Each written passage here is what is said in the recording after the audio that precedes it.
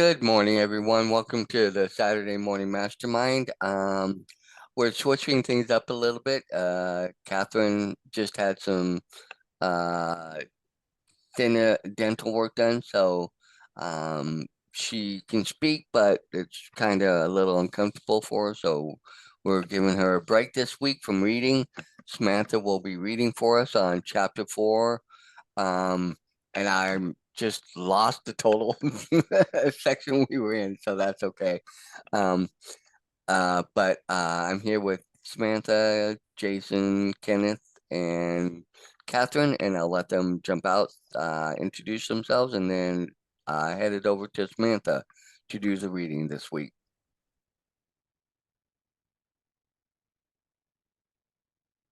Hey, it's Jason over in Tampa.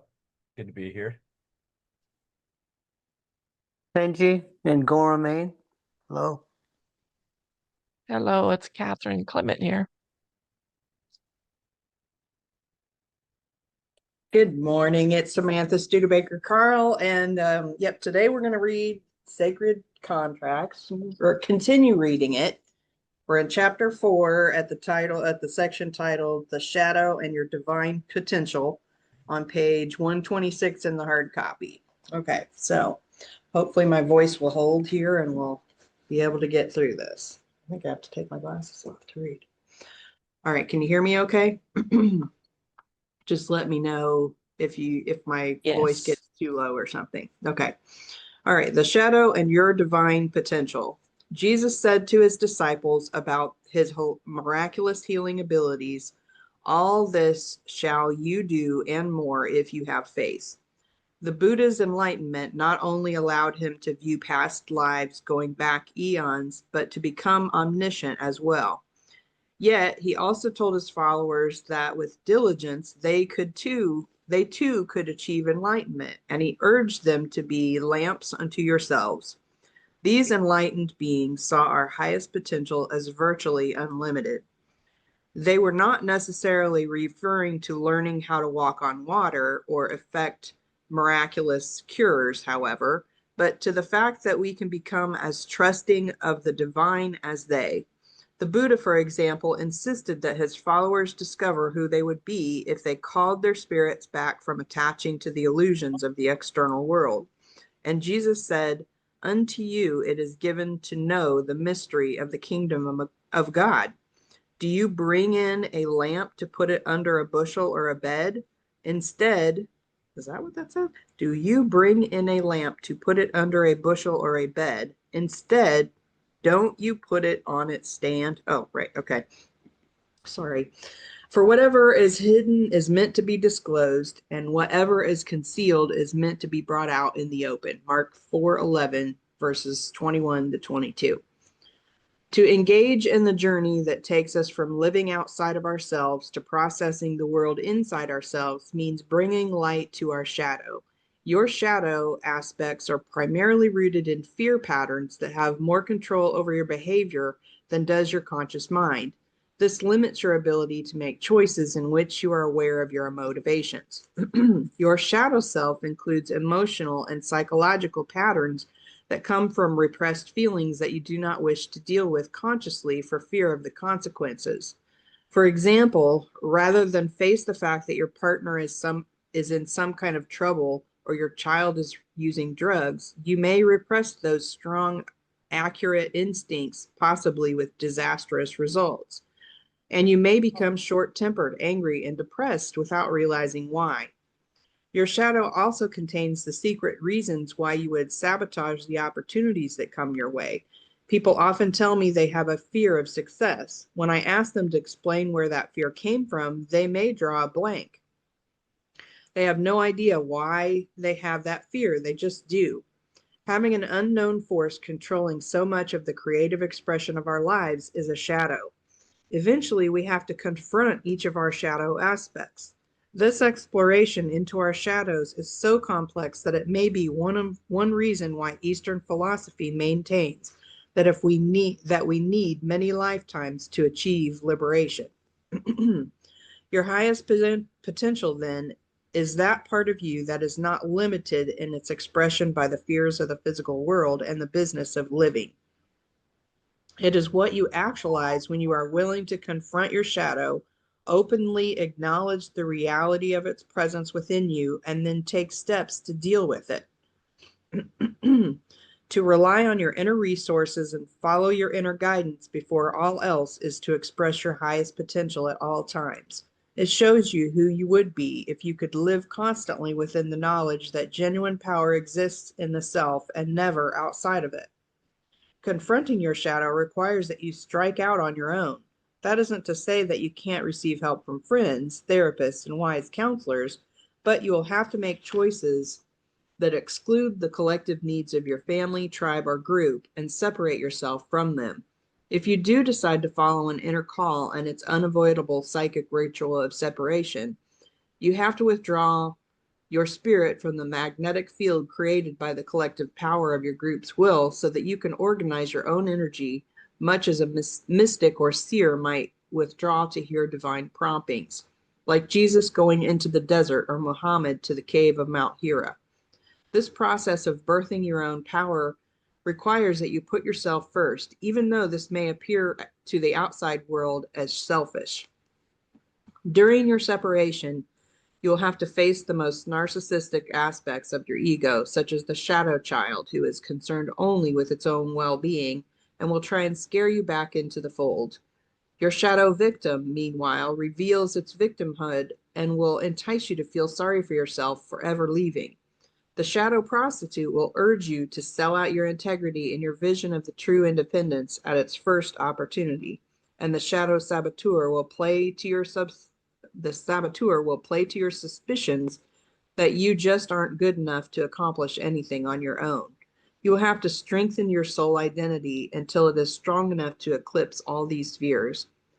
You are birthing your power of individual choice, increasing your potential for insight and for the opportunities serving your highest potential. In dealing with the shadows, you ready yourself to accept full responsibility for the management of your spirit and the consequences of your choices. Oh, that is a powerful section right there. Let's read one more section. Try and get through this book a little faster. Or not a little faster, but faster than one section at a time, right? Shadow contracts. Okay. Just as your archetypes are neither good nor bad, so too is your sacred contract is essentially a neutral force. One person's contract is not more important to the universe than another's. Every contract is essentially the same in that it covers what each individual needs to learn in his lifetime. For that reason, we are put in places and in roles that best serve our contracts, whether that means we are born into royalty or poverty or somewhere in between. Whether you find yourself in a life filled with challenges such as serious illness, injury, or war, or whether your life is relatively free of trauma, you will have agreements to keep and a contract to fulfill.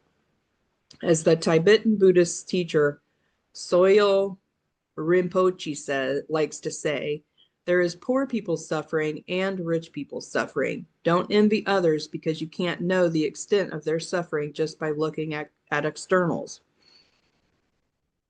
Excuse me. Whatever your material lot in life, any external difficulties are vehicles for you to work on your internal challenges. On some level, it's obviously much easier to be rich than poor, but even the prosperous cannot sidestep their inner challenges or the appointment in Samara, or their appointment in Samara. In this regard, people often ask me if a contract can include an agreement to commit murder, rape, or other heinous acts. Could Hitler, Stalin, Mao, or Pol Pot have contracts to murder millions of people? Questions about such enormous villainy are difficult to answer, but no, these criminals did not have a divine order to kill. It may be that some people have agreed to a life in which they encounter dark forces and have to choose how to deal with them. As each of us is growing individually, we are also all evolving collectively. Each of us has a dark side along with our own grace and light. The extent to which we can acknowledge the former while maximizing the latter may determine how we choose to fulfill the terms of our contract. When the shadow side takes over, even for one when the shadow side takes over even one person, the consequences are tragically felt by many. Excuse me, just a second.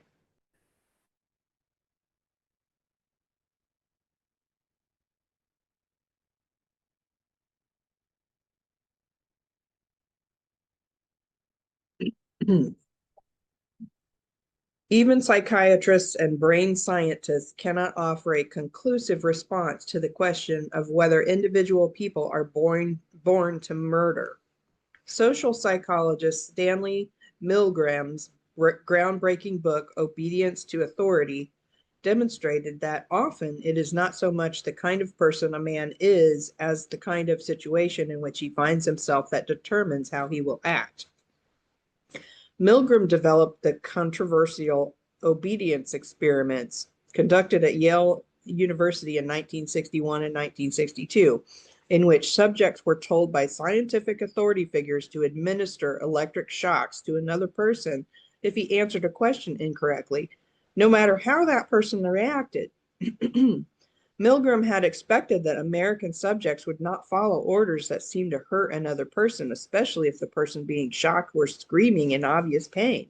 Yet, he found, surprisingly, that 65% of his subjects, ordinary residents of New Haven, were willing to give apparently harmful electric shocks, up to 450 volts, to a protesting and seemingly suffering victim.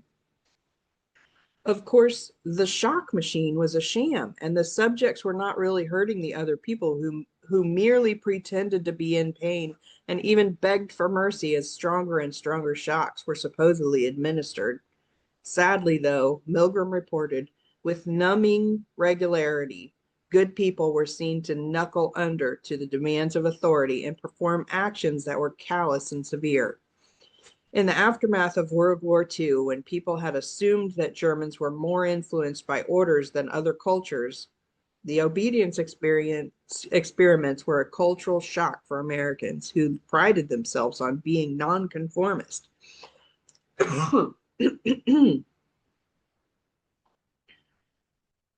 As Milgram said, it may be that we are puppets.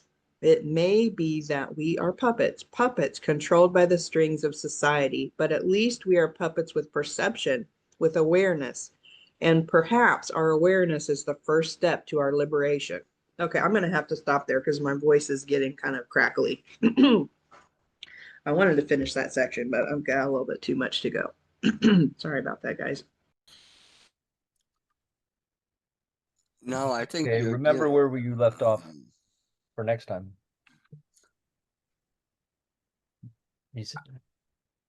I think it's interesting in that because I think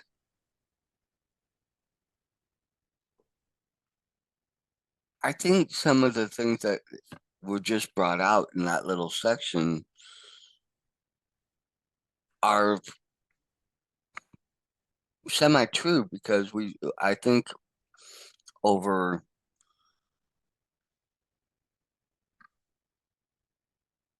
just in how I'm trying to figure out the best way to say this. I'll say it this way. In over recent years, I think we've seen things play out where, you know,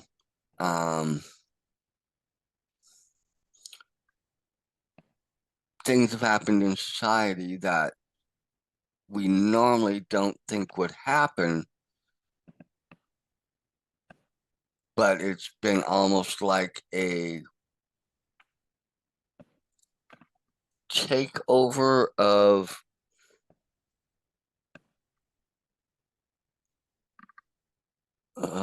common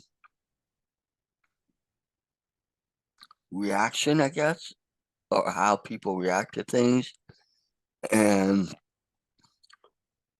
because there have been things I've reacted to and stuff, but yet I didn't give into that overarching feel. But yet I think in some cases out there, there have been cases where when you're around more than 2 or 3 other people, it kind of can take form and root and play out a little bit. If That makes hopefully sense. saying it that way, because it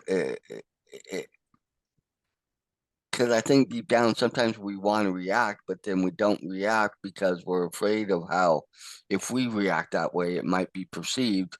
But if you're in a group or around other people that might have that similar feel, and then you kind of play off of each other, I guess, so to speak, and it Yeah, and if builds. you're very aware of that, I would imagine that you may have a view that people have those types of feelings that you're talking about, whatever it might be in regards to whatever it is, and you may have a standoffish position from even allowing yourself to think about it because it puts you off so much, and you might not understand why other people might have that position and be so passionate about it.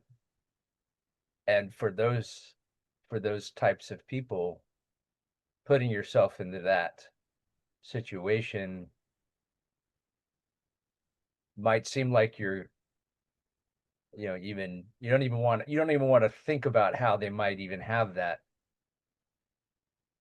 What their understanding is. You don't want to believe, you may not want to believe that way that they're believing, and so you don't want to even allow yourself to be to even start thinking that way. Like, yeah, I mean, like how some people, for instance, feel that it's perfectly okay to drop the F-bomb in every sentence they say. And for a lot of people that don't believe that, they don't even want to be around people like that because they feel like it might be like sort of contagious in a way. But yeah, go ahead. Is that sort of what you're saying? I kind of, it's That just, groupthink type of. yeah, I guess that's kind of what I was thinking too, that I think sometimes people going back to that study where it said, they found so many people did administer the shock, and maybe it's a little like, did you administer the shock? And they might have said, well, yeah, because I was told, and then somebody else said, oh, well, and then they might think, okay, well, now should I go ahead and do that because of, if one did it, maybe am I wrong to withhold, or am I wrong to, or is it right to go ahead and, it kind of, that playing and going into, deep down you might want to, but you hold back because you think, well, what will people think or say, or something like that, kind of, and then when you find out that, oh, there's somebody else that feels that same way you feel, gives you more willingness to go ahead and act on your thoughts, maybe, and then you follow through, and then others kind of feel that same thing or hear that same thing or ask the same questions, and then it kind of, and then so therefore, you get a few more that go ahead and do it, and then next thing you know, you realize that, oh, so many did this, and then others don't. It's almost like a almost like the dam breaking, because they're thinking it, but they don't necessarily always want to act on it till they find out that somebody else acted on it. Then it kind of, so I think that's, sometimes how when things. when they realize that they're in an environment where they can sort of explore that Yeah. that whatever, that thought, that feeling, that Or that where moral they, conundrum. yeah, or where they feel like, oh, well, okay, they did it. Okay, I can do it because it gives them a little more Yeah. boldness to act on what they really feel they wanted to do. It's a to me it's it's a hard and touchy subject because you don't want to call people out for it, but at the same time you also want to you yourself might be thinking things like that. There have been times I know in er, things where I've been around people and I'm like, oh, I really don't know if this is right to do, wrong to do, or if I should do this, I want to do it, or I don't want to do it. And then when I find out other people have done it, then it made it easier for me to do it. And then there have been other times where I'm like, no, I'm not doing that because I don't feel that, but it's that, You're not given enough reasoning to justify it hmm at the moment. And I think that's part of that dark shadow plays where we play in that dark shadows and I think that's where the part that we have the biggest troubles understanding and dealing with too. Hmm. Yeah, I don't know. I don't know. I think that's one aspect of it. I believe you're onto something there for sure. That first chapter really reminded me of actually we've talked a little bit about it last week with Kenji and I were talking about it, but this group think, how sometimes you, regardless of what it is, whether it's with your health or politics or whatever it is, like there's this group think that you can get stuck in. And because we all are energetically connected, we don't realize the impact that other people have on us. And sometimes you have to, or at least I had to, which I was trying to explain last week. And that first chapter said it exactly why I did. I stepped away from the CRPS community, even though I was fully engulfed in it. I had to step away so that I could deal with my own energy. Because when you're in that group think, you can't really decipher your energy from somebody else's energy. And for me, I had to step away because I was getting worse and worse and worse with my symptoms the more I was in the groups. Now, whether that's from being empathic or I don't know why. I just know I was, and I know that I had to step away and put my focus on other things and then let that vibration carry me instead of the other vibration. So I really like the way that that was written. And I said the other day to my parents, I used to question how in the world could the um, Holocaust have happened? How could one man convince so many people to do such horrendous things, and I used to question that a lot, and I don't question it anymore because I'm sort of witnessing it happen in real life time. And it, like, I see how the group think affects and polarizes people from other people. And then you get sort of, especially with politics, I think you get really hooked into, um, especially if you believe what people are saying, that everything is a lie and everything is, you know, like they can really influence and take over people's minds.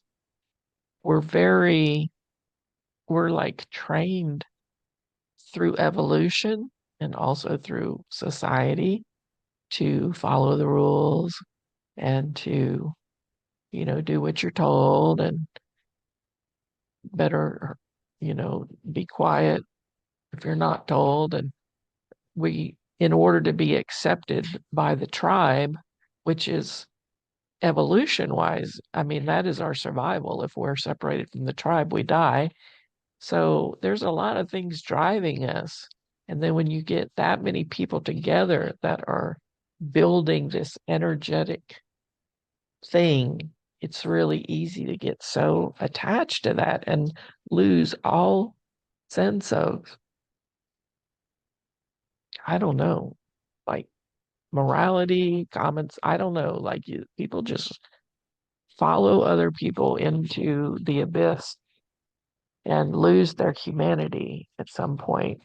And it doesn't, I hated to hear about that experiment, but that experiment doesn't surprise me at all that people would torture other people because they're told to do it. And I'm very grateful that I was given a huge amount of rebelliousness to where I could walk away from, like, not listen to things to make me hurt other people, or if I feel that things in whatever group I'm in, if I feel like they're building something that isn't conducive to healthy living, then I'm out of there. Like, I have no problem walking away from things. But I know a lot of people are not like that. And they just kind of follow along, and it's shocking to me, the power of groupthink, 'cause even though she doesn't necessarily call it that, she's pointing to it. Yeah, I agree. I agree. I want to kind of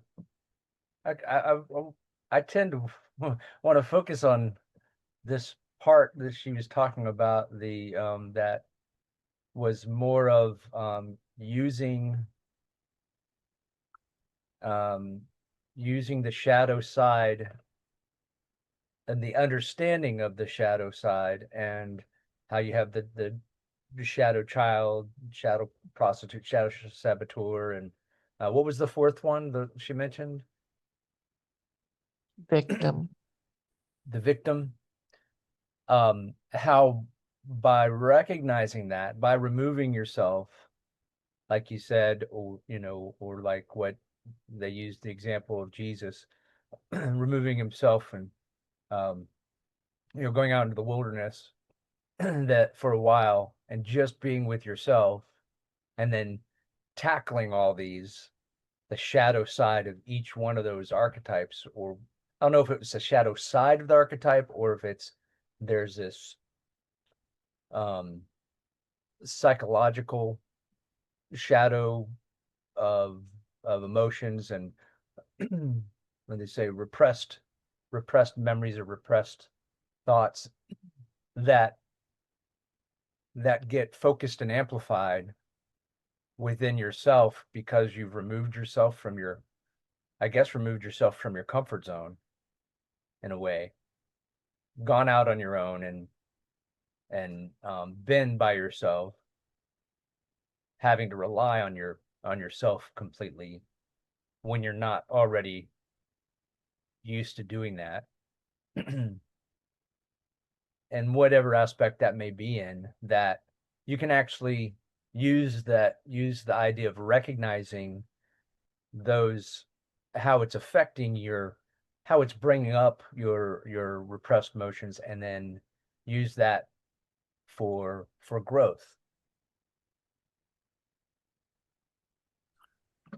Yeah, the time that Christ used in the desert, the 40 days that he took in the desert, was one where he was tempted by the devil against all the things of, like, bow down to me and I will give you all the principalities of the world, which Satan has that power to the world, even though it's still all in God's hands.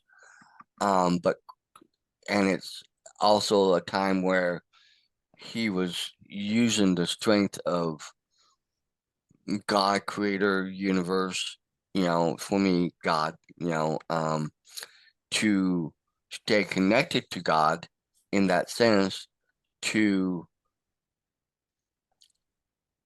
I don't want to necessarily say overpower, because at that point I believe Satan has the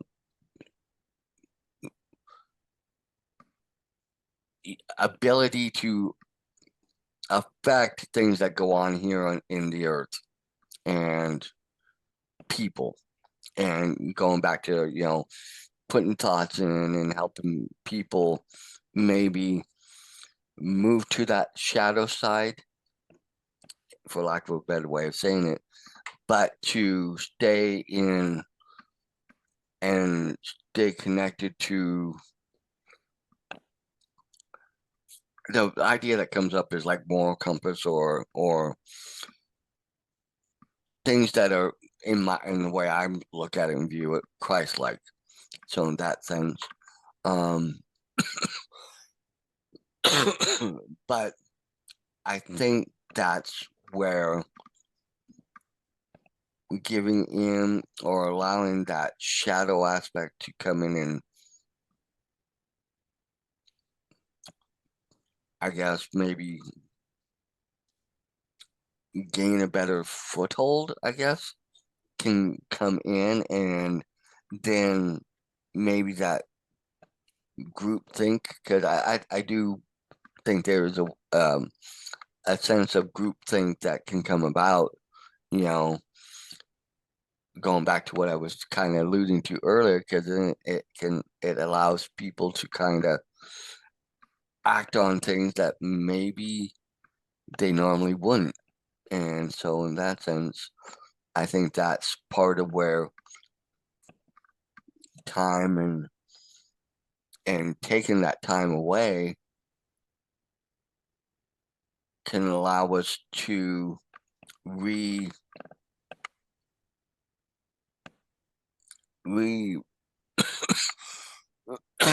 focus or recenter or realign maybe ourselves, and to look at what we have presented in front of us. But a lot of times we don't take that time and energy to do that, and we just kind of are not strong enough to do, I think, what we should do to move towards, I think, what would be the more, I don't want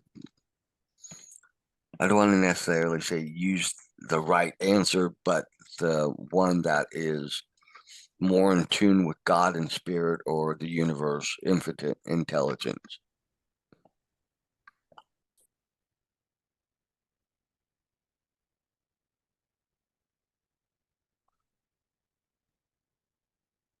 Sorry, had to step away for a second. Were there? Oh, okay. I thought maybe my computer had gone quiet. Now we're just all quiet. There you go.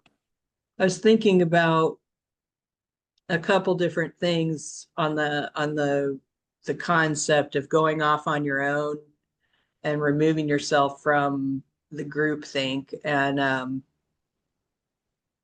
being confronted with your shadow side. And I'm curious about that. You know, I when we decided to go and live in the camper for that 3 years, I mean, of course, we didn't plan out, let's do this for 3 years. I thought we were going to escape forever, right? But we, when we did that, it was kind of like, I felt like, okay, this was a very selfish kind of thing on my part to be like, look, we got to do this. Now, of course, we'd done all kinds of stuff prior to that. That was, I felt like, was Chris's selfish stuff. So it was okay. It was my turn, right? And but it was, I mean, I was pretty much removed from, you know, society in general, because I wasn't running a business. I didn't have employees. I didn't have to go to work every day and be with a bunch of other people and, be influenced by them and whatnot. And so I felt like it was kind of like going on walkabout, if you will. Well, not quite, obviously, because I still had Chris and Coda, but it kind of felt like that because I was very focused on that internal growth. And, we read a lot of books back then. I read multiple books. We were doing our Saturday mastermind. I had another mastermind I had going on for a short. And, and I felt like the removing myself from general society was actually making it so that I wasn't being confronted so much by these external forces. And so I find it really interesting. I was finding more of my own self, my own who am I without all the rest of the influence. And I read a book a while back. It was, I can't remember what it was called. I don't remember the title or anything like that, but it was basically about this guy who lived outside of society by himself. He was near society, but he was outside of it, and kind of this reclusive person who was living in the woods, and nobody really knew he was there, but he kind of was. It was a weird little book, and in it was discussing how his moralistic views were just different than society, and he didn't see some of his actions as being bad because they were, for him, they were necessary, and they were, his survival things that he had to do, because he lived in an area that was like a seasonal resort, or not resort, but a seasonal area where there was a lot of snowbirds. They would go south, and so there was all these empty homes in the area he was living in, and he would just, he would break into the houses, quote unquote break in. He would, pick the locks. He wouldn't break anything, and then he would go in, and he would leave a note and say thank you for the, the burger and the canned goods and the the scarf or whatever it was. He'd just leave these notes, and he thought that was perfectly okay for him to just take things from people's houses.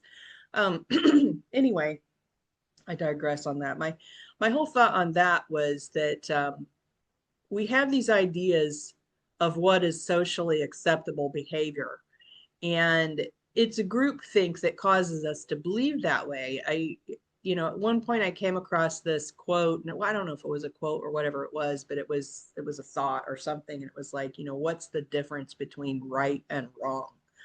And the answer was majority thinking, or majority vote. And I'm like, that is so true, because if we look at some of the greatest atrocities in history, they were all brought on because of this majority thought, or some person came along and made people think in a certain way and made them act in a certain way because they made them think that this was the right thing to do. I mean, how many times have wars started over religion, and how many times have wars started over something that they motivated all the people to think this was the right thing to do, right? And but my thought on the solitude part of it is that I find it kind of a opposing thought processes, that when you're in society and you're with other people, I feel like you're faced by these shadow um, things more when you're around other people than you are when you're just on your own and you're just yourself and you're just connected with spirit. But because I mean, everybody in my life, in one way or another can trigger some kind of something inside of me.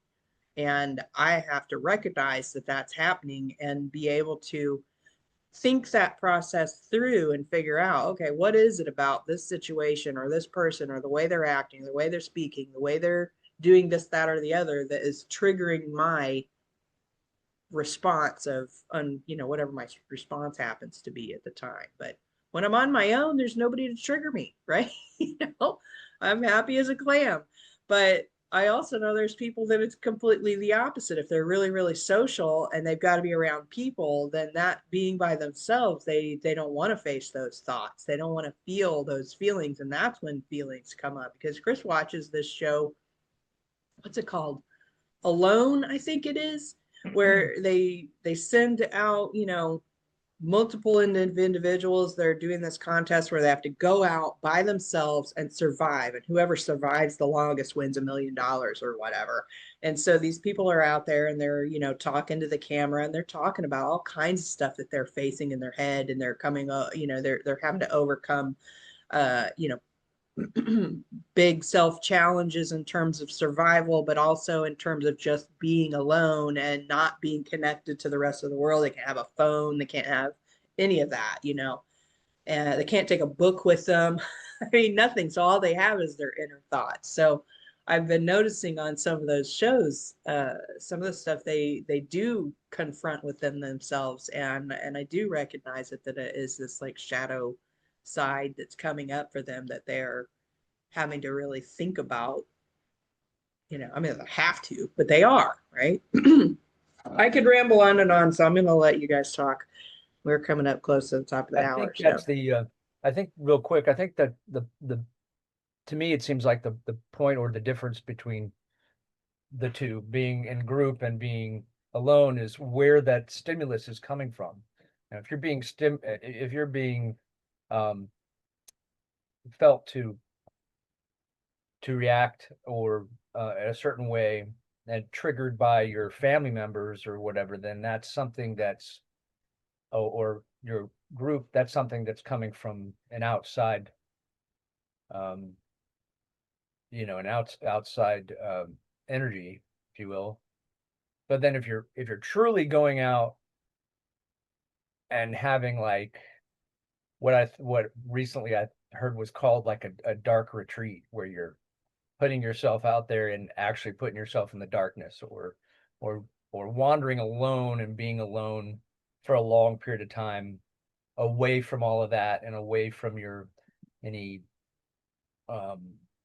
anything that would give you security,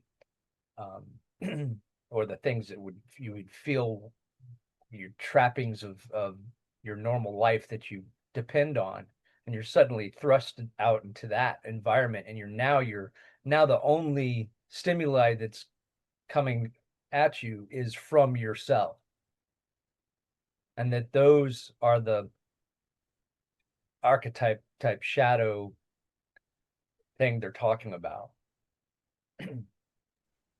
So the difference being that you're out of your comfort zone, where you might feel comfortable being in your normal everyday group, even though they you know, trigger certain things about, you know, give you certain feelings, they that's still coming from them and not coming from you. You're reacting to them. But if you're actually out there on your own, wandering around in the wilderness for a months and on end, then you're the only one you have to blame is yourself, and that's where all the stimulus is coming from. The fear, the dread, the you know, or the happiness, or whatever it might be. That and I guess I'm imagining it could take the form of that as well. It could take the form of you know, it's like such as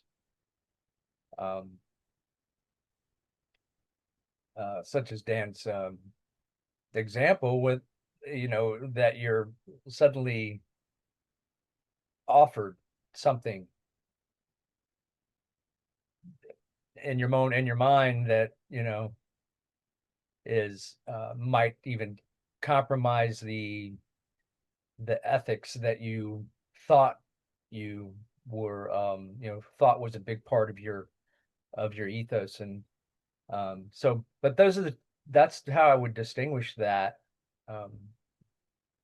whether you're in a group think or if you're actually out in the wilderness with your own thoughts on everything. And now your group is your archetypes. Interesting, because between what you and Samantha just said, I was just thinking, as I'm now trying to introspectively look at me, I know I tell, you know, and I've read things about where I say I'm an introverted extrovert or extroverted. What I'm a little bit of both.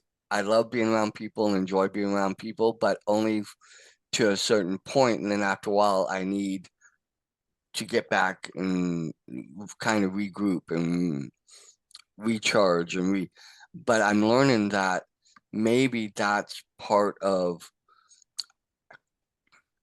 and I think everybody's a little bit like this to a degree, and in that time where I go back and kind of pull away from everybody, need time, even if it's just me being here at home. I don't have to get back, go to nature and stuff. I can just come home, even though I have a roommate, but he does his thing. I kind of spend time back with myself and kind of retreat a little bit and not do as much outside of like when I'm Ubering or whatever. It gives me time to kind of reflect and regroup and look and go over things I've dealt with maybe sometimes. And I think that's part of what the point that was being brought out in the book about Jesus taking time away and going and 40 days and then time on the mountain to pray and spend time, that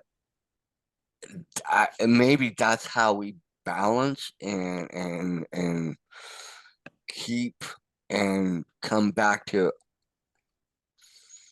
a center, so to speak, even though it may not necessarily be the same center for everybody. I think we all have our own part of how we deal with that. And I think that's where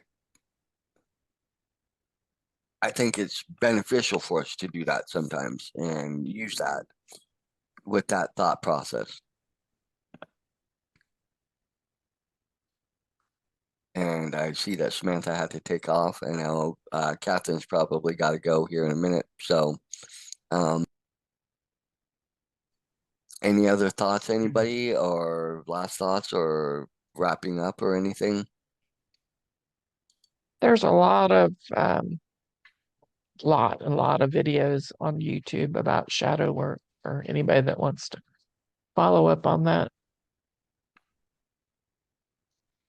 Shadow work? Yeah, what they that's call what they call it. Shadow work. That's what they call it. Different people have different, you know, some people say you have to embrace it. Some people say you have to overcome it. So, like everybody has a different kind of spiel on it, but there's a lot of videos there because through this, I don't know, like maybe in the 80s, all that kind of stuff started coming out. So it's been around for a long time and you might find, something that's helpful. Have a great week, everybody. Thanks, you too. Yeah. It seems to me that a lot of it can kind of be boiled down into what are you considering more, the needs of the many or the needs of you, as they say. Yeah, and we're told, we're trained from birth not to be selfish, but there are times that we have to be selfish just to distinguish our energy from the rest of the group. Mm-hmm. Well, also, I think we have to distinguish sometimes for your own survival in some ways too, because sometimes things can get very overwhelming and you can get caught up in those types of things too.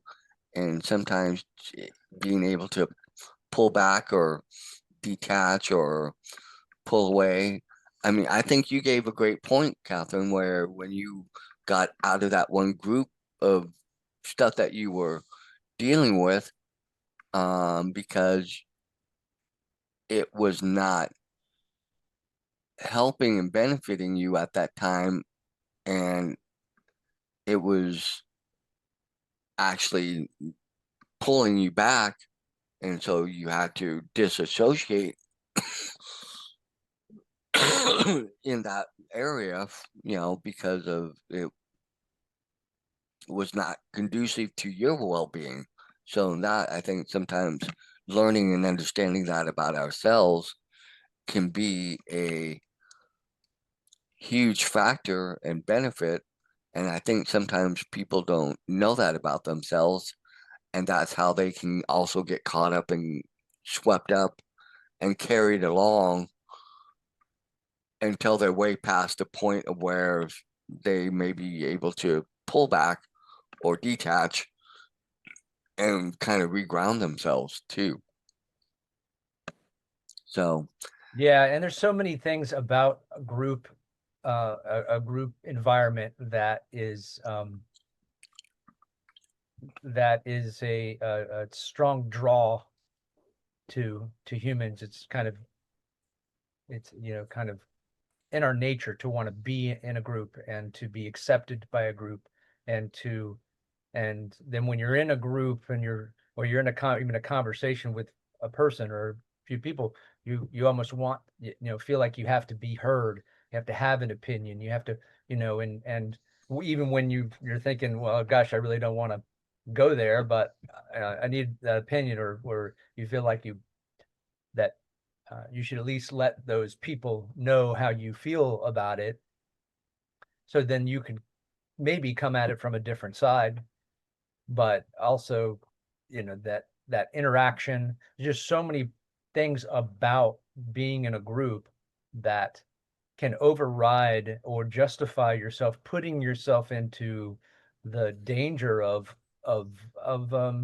maybe stepping outside your, or going beyond your ethical boundaries. Something that might even just sneak up on you, I guess. But anyway, it's very interesting discussion. I'm gonna think about how I can use this information for growth.